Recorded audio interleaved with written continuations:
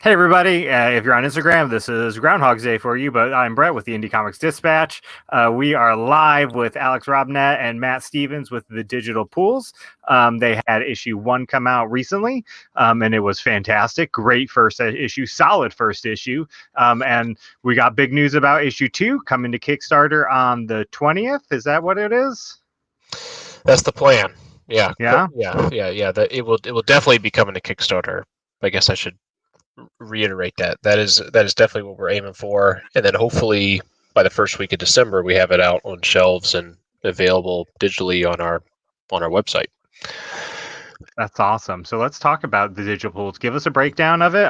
How have you two been friends? How did you two meet up? How did you two come together to create this book first?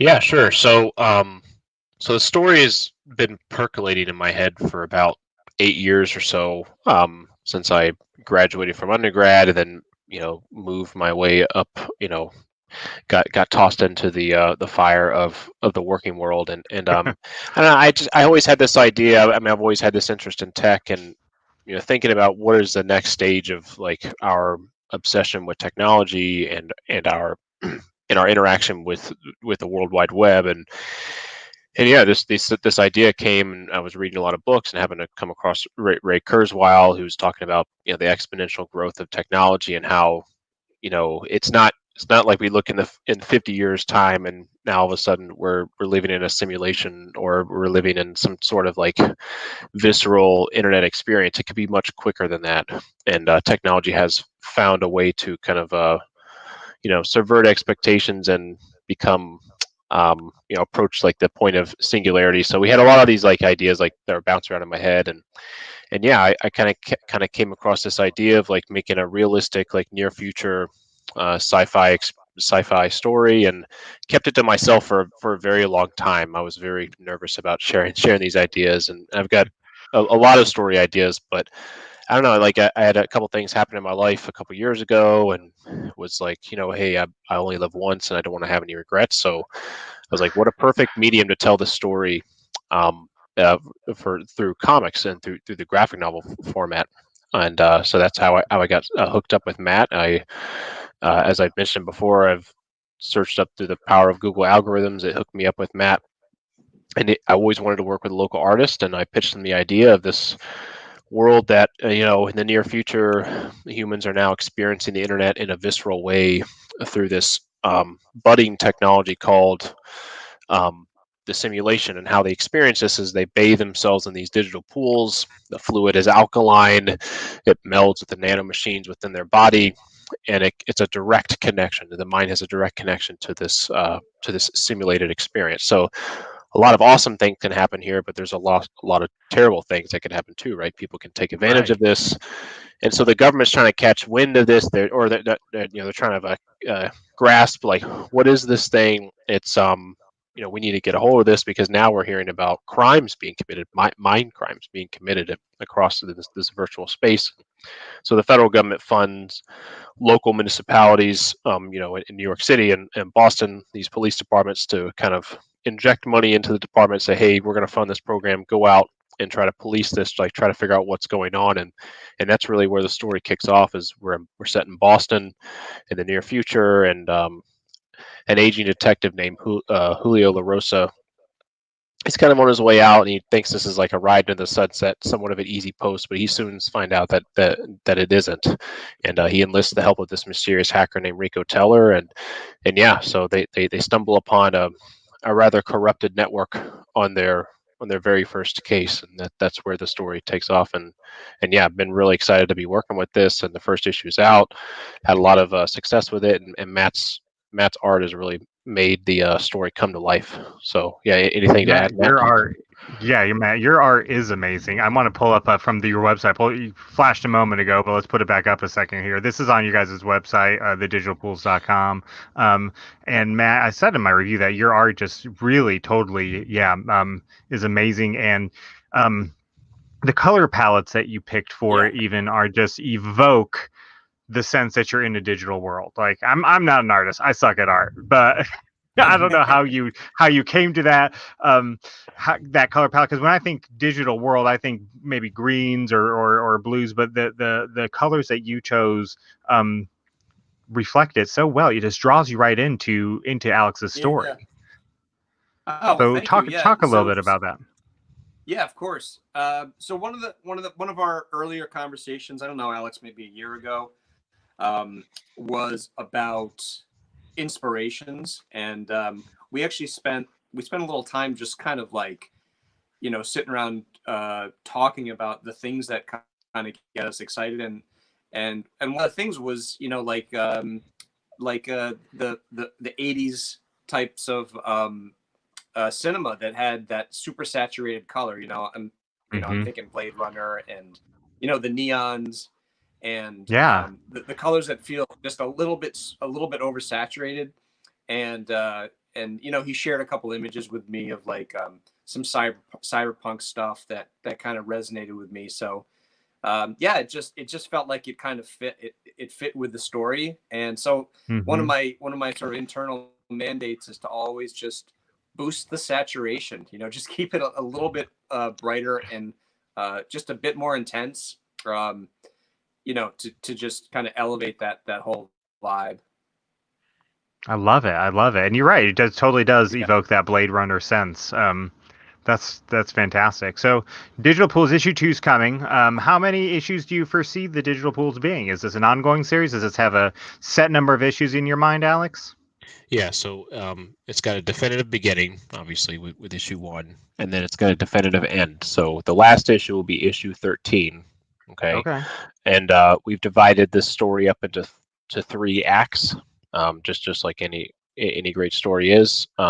It is divided. So we got issue 1 through 4 is the first act.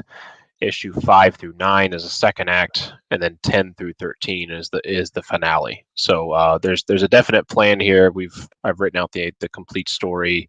Now it's all about transferring that to the comic script format and then tweaking things. But Matt brought up this point earlier that the story is very much alive and breathing. But obviously it's set in stone once it's off to the printer. But there's a lot of things that are malleable, I guess, while I construct the story, which makes it interesting. Right now I'm working on finalizing issue 4 story arc with the elements that I've already had written down, and adding the pieces that I may have tweaked in issue 3 and issue 2 to make those resonate.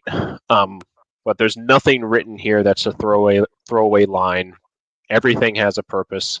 I think the biggest compliment that you gave in the review is that it is not a lot is I guess we don't really take the audience for granted. So they basically thrust them into this world, and I want people to keep reading it. Right? It's something that's intended to make you think. So, but yeah, we're super excited.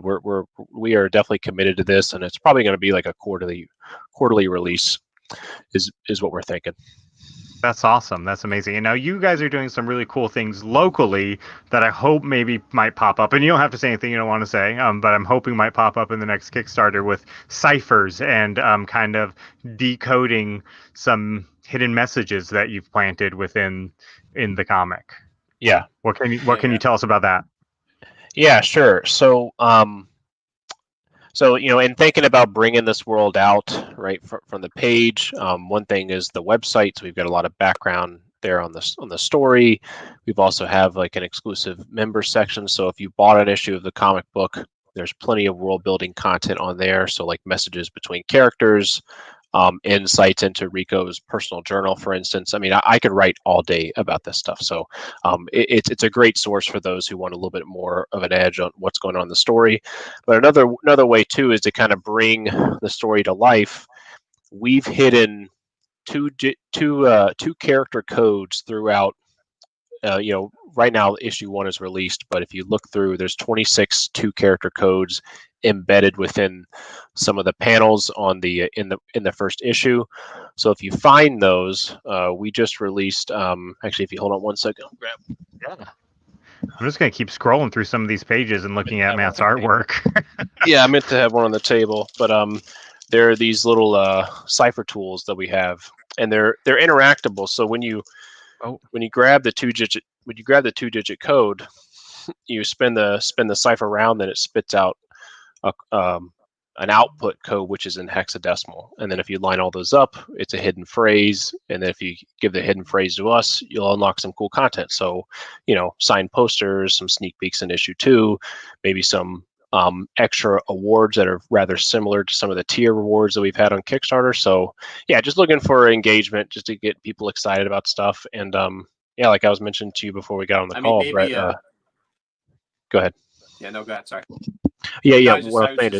One of the things we were talking about was maybe drawing a reader into the comic.